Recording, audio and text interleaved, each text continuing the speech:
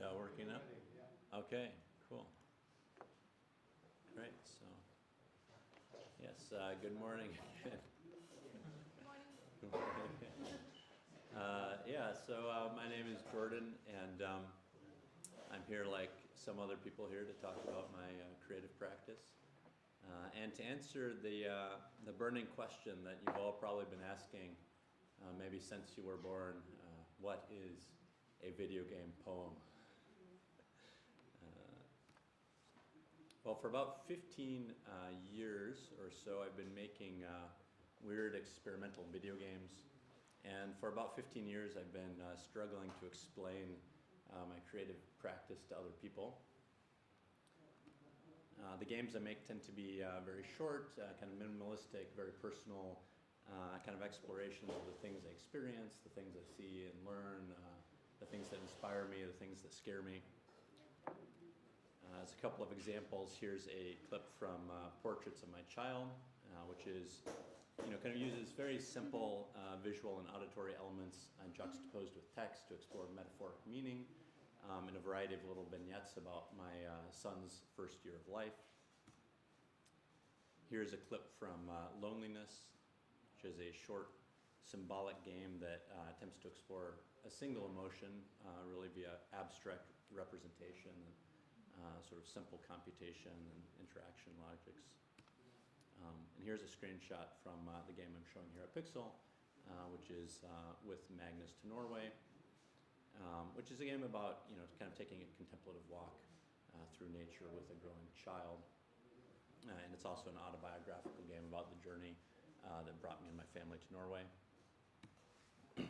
So the things I make, clearly have, they're clearly related to video games on the one hand, but they tend to be about sort of subverting typical game expectations or video game expectations rather than playing into those expectations. So we all know that video games are kind of, historically entangled with things like industrialism, capitalism, militarism. They often seem to be about building things, collecting things, or blowing things up. The games I make, by contrast, tend to be about slowing down, paying attention, critiquing the military-industrial complex, and connecting with the natural world. So in some ways, the things I make feel like they're a bit closer, maybe to the outer edges of like electronic poetry traditions, maybe than they are to video games, but they feel a bit out of place, I think, in both spheres, digital poetry and video games. I tend to think of them as video game poems, but again, over the years, I've struggled to find the language to actually explain what I mean by that. Like, what is a video game poem? Anyway, on the one hand, we don't really have a vocabulary for talking about video games as capable of being, poetry. And on the other hand, conceptions of digital poetry, computational poetry, generally have emphasized the thread of linguistic sounds and symbols, words. And, okay, well, this be better adjust the microphone here.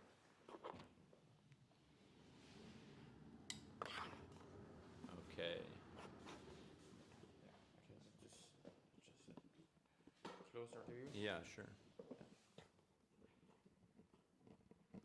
Okay, now I feel very official. Now everyone has to listen.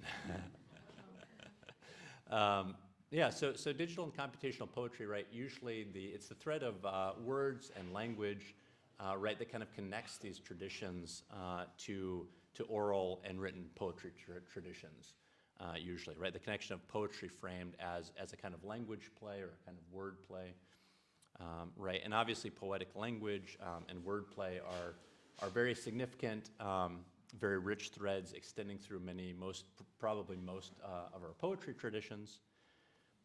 But if you look at the creative and theoretical space that exists between conceptions of electronic poetry on the one hand and conceptions of video games on the other hand, you start to see that there's not really any hard boundary that actually exists between these two categories. So we have plenty of examples actually of And here I'll mute. I don't need the sound on here for this. I'll just mute that. Yeah, but we have plenty of examples of things that people tend to think of as electronic poems that actually play with expectations and conventions established by video games. So I don't know if any of you know, do any of you know this work? Jim Andrews' Ardoroids.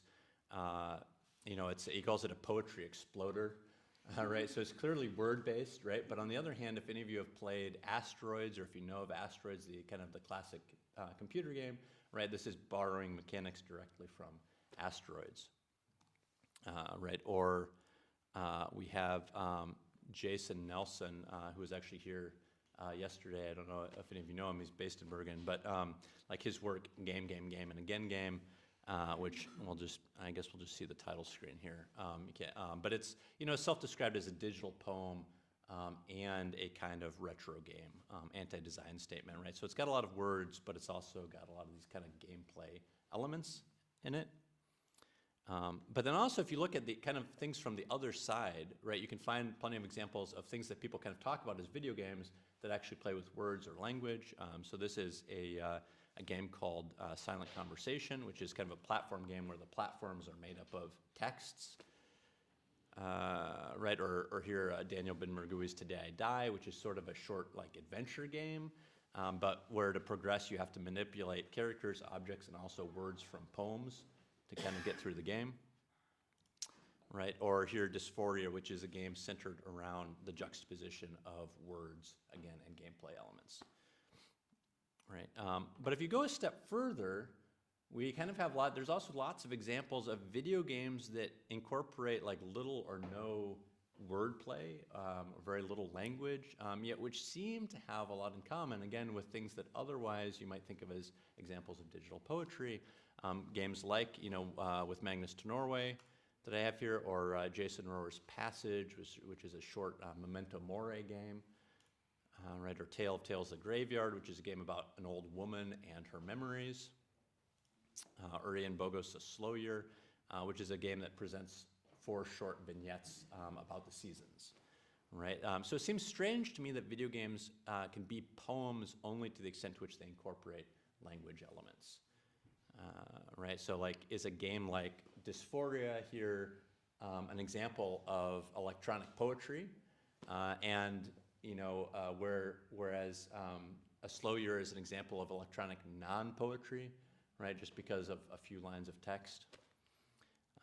That doesn't seem quite right to me, but again, I've struggled to explain. You know, it can be a struggle, I think, basically to explain what we mean by poetry. Right, if we give up that linguistic connection, what is poetry? At least I found that to be a struggle. So critics will sometimes talk about certain video games, right, as being poetic, and myself and other game makers have referred to our creations as game poems or poem games. But again, few people have sort of attempted to explain what it means for something, you know, for a video game to be poetic. Or to be a game poem, right? And why those kinds of designations matter, right? It's just kind of, people just kind of throw that language around. So eventually I decided to get my hands dirty, and I actually ended up writing a book recently titled Game Poems that tries to tackle these questions head on. Basically, again, coming out of my own creative practice and my frustration with 15 years of having difficulty explaining what I do and what I make. What is a game poem, right? So it's divided into 2 parts. Part 1, what is a game poem? And part 2, making game poems in practice. And I'm not gonna, you know, summarize the book here today, but basically I define the idea of a game poem as a short video game that borrows characteristics from poetry to subvert video game expectations. All right, so I'll just talk through a couple of brief examples of what I'm talking about. Right, so if we consider like poetry's interest in metaphor and ambiguous imagery, right, I think this is kind of an intriguing consideration when we think about video games, because it's not hard to read the history of video games, the trajectory of video games. I don't know do any of you play video games at all or have played video games at all? A little bit, a few nods, okay. It's not hard as kind of this sort of infatuation with literalism, right? The trajectory of video games. This kind of an interest in indexical realism, right? So the desire to achieve kind of ever higher rendering fidelity, right? And like graphics rendering, sound rendering, physics rendering, right? To arrive at this kind of hyper realism, but that's very outer focused and outer world focused, right? And doesn't really have any use for metaphor, right? So you can kind of just be in this environment running around as if, you know, you were running around in your normal life, right? But I think video games can also push back against that, right? And really intentionally push into metaphor. So like video games like Portraits of My Child and Dysphoria, you know, they again kind of foreground metaphor and kind of seek to make familiar things actually unfamiliar, sort of the opposite trajectory of this kind of seeking after literalism and indexical realism that you have in video games. You actually complexify things and make it more difficult for the user to find meaning, to the player to find meaning, to have to work for meaning again, right? And I think it can help us also help people see video games maybe as a medium actually in a new light as well, some of these games, right?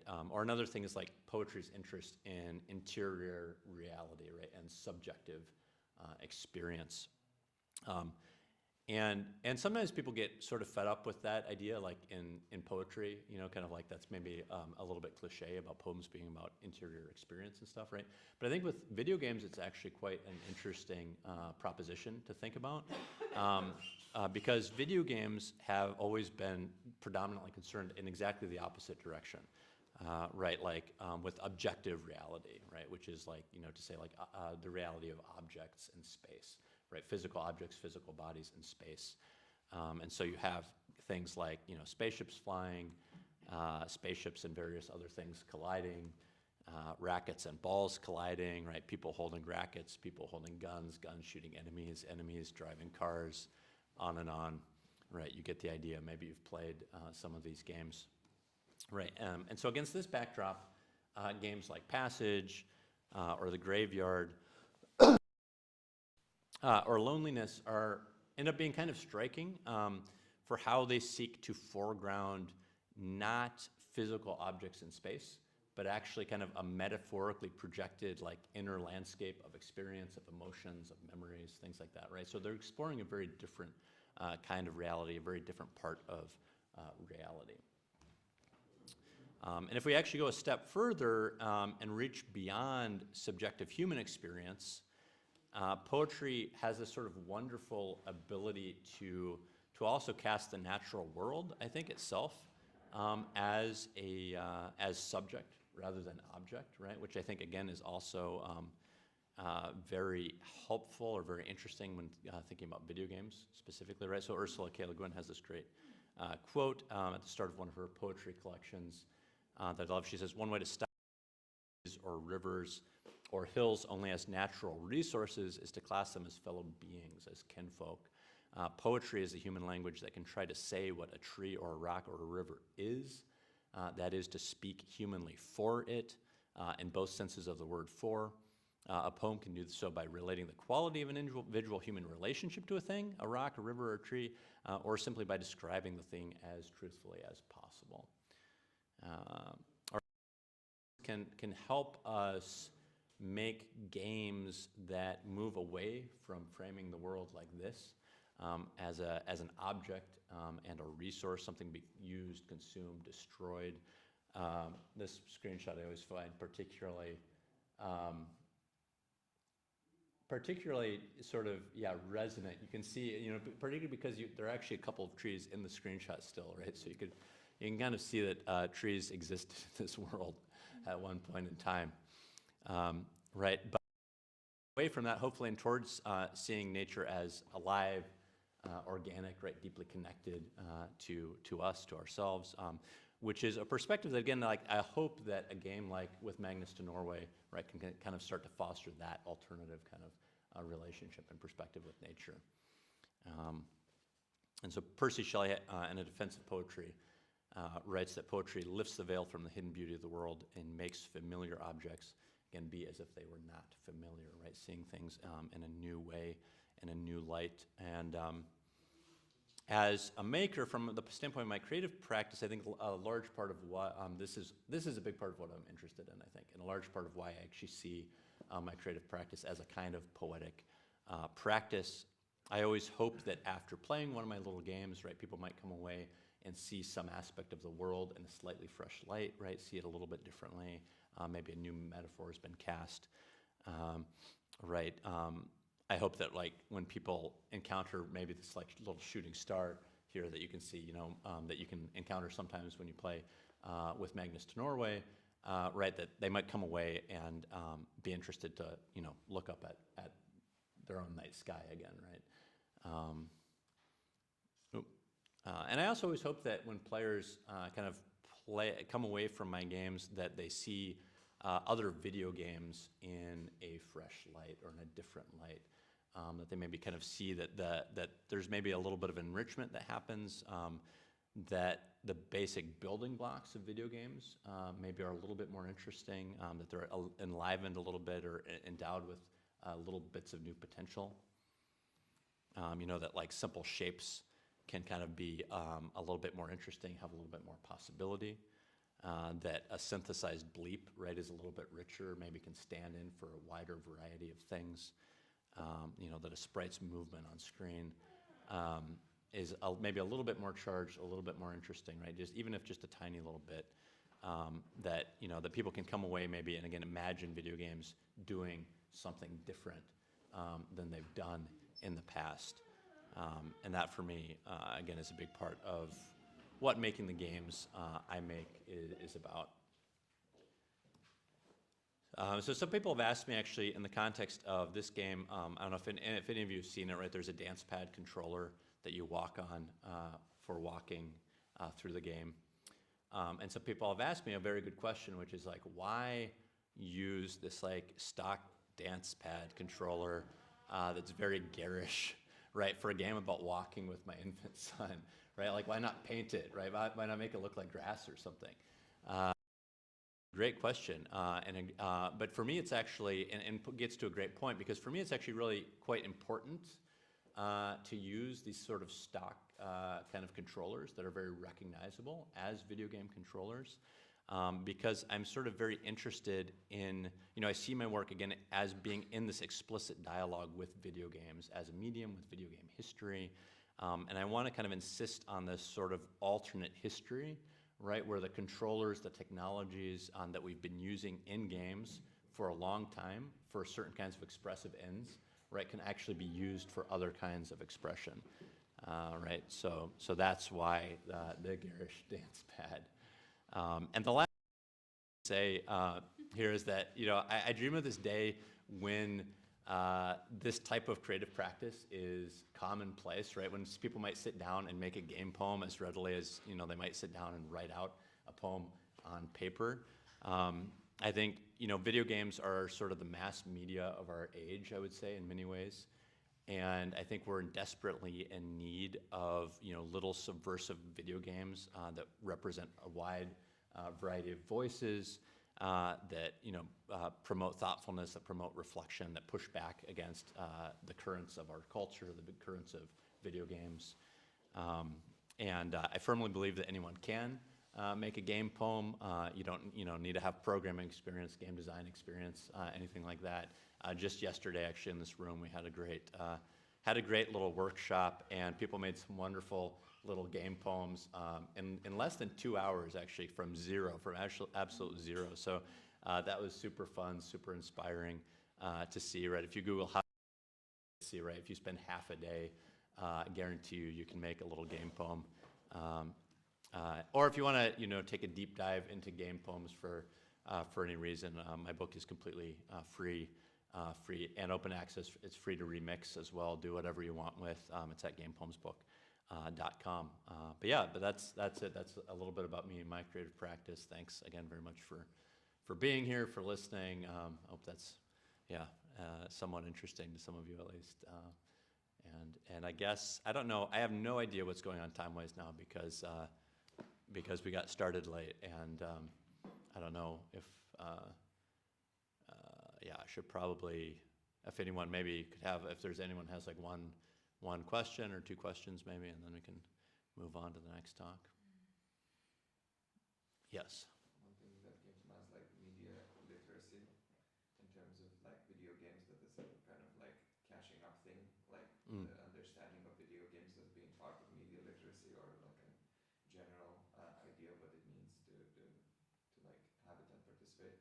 And it's like I realized I play way less video games than I watch video or like video essays about video games. Interesting. Just by hours. Yeah. Just like trying to understand. But then, yeah, like listening to this, it's so many of them essentially try to like milk AAA titles are related, like for poetic meaning, or kind of like the paradigm of these video essays is essentially that they will still focus on high production value video games and kind of try to tease out poetics out of them. Yeah. As opposed to like the opposite, like bottom up, which is what is the simplest kind of metaphor. Yeah. In which to kind of make them poetic. So I think that's interesting, but it's also like kind of a long way to go, and at the same time like a good way to go, essentially, to do this opposite, like bottom up. Yeah. No, that's a really interesting point. Yeah. Yeah, and I think both. I mean, yeah, it's like I certainly think there are there are big games where you can see definitely some interesting things happening and interesting poetic moments and all that stuff too. So it's not I don't want to discount any of that, but I do think we can also use more kind of just bottom up shift in how people are thinking about what games are and what games can do. Yeah, good point. Yeah. Yeah, I was wondering. I'm not a gamer, but I was wondering outside of the art practice, your audience is.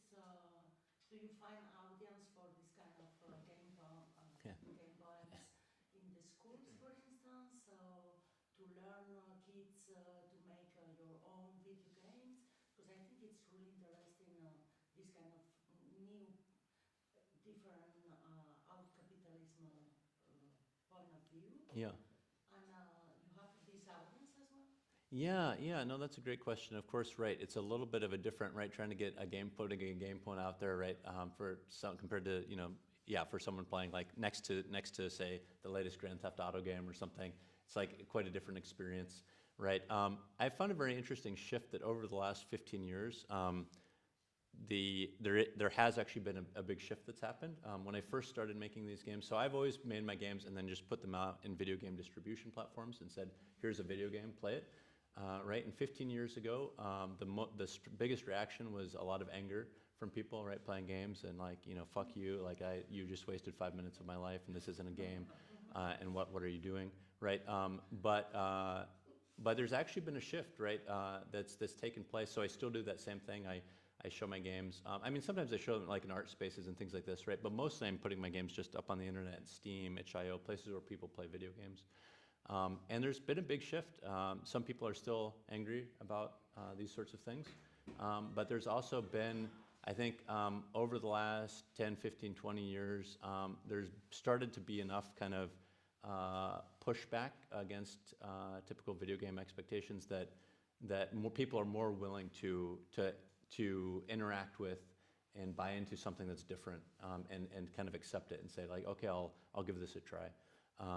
So like when so these days, I still tend to put my things like, on video game platforms like Steam and places like that. But I find there's a lot more kind of people willing to kind of give it a try, which I think to me is very encouraging, because I think there's kind of this shift that's happening where people are more interested in video games doing more different kinds of things than in the past. Do you make courses? Do I make? Do you make courses? So I'm going to. I do teach. I teach currently game design at an art school, and so I don't. So I teach. So definitely, like, teaching is something, like I'm always trying to challenge people, about, kind of from the game making perspective, game design perspective, of kind of doing different kinds of things with video games. And I'd also like to make, I love running workshops and doing other kinds of things with this.